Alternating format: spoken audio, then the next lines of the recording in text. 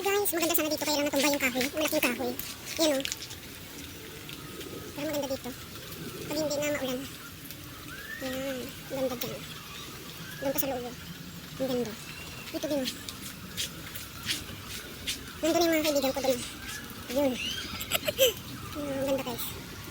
Dito kami sa Clearwater Bay. Nandito ako sa Clearwater Bay. Natumba na yung malaking kahoy. Yan. Itong malaking kahoy natumba na. Maganda na nga dito eh. Marami na siyang ano. Kaya naman mga puno na tumba. May bahay dyan eh. Ay, wala na yung lamisa. Ay, nadumi na. Hindi na siya maganda. Nadumi na siya.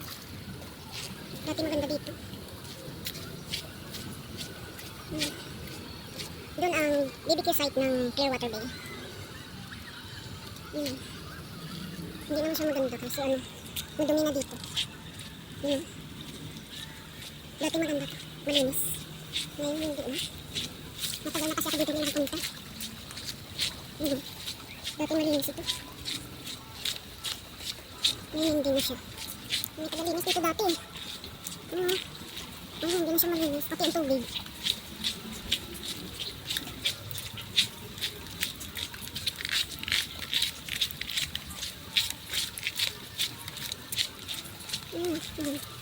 Hindi na siya.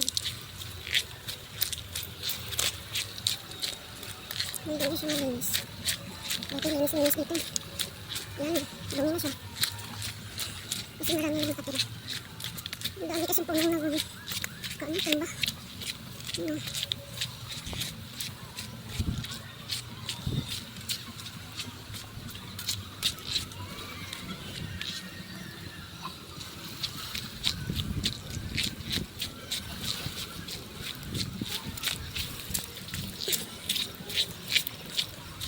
Madumi na siya. Hindi maganda. Wala nang tagalinis. Dati maraming tagalinis dito. Wala. Ayun, dumi na. Hindi na maganda. Dati may tagalinis. Ayun. Ay, dumi na. Pero may lumalang.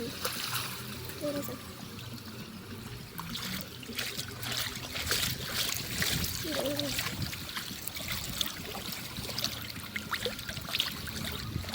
Ayun siya.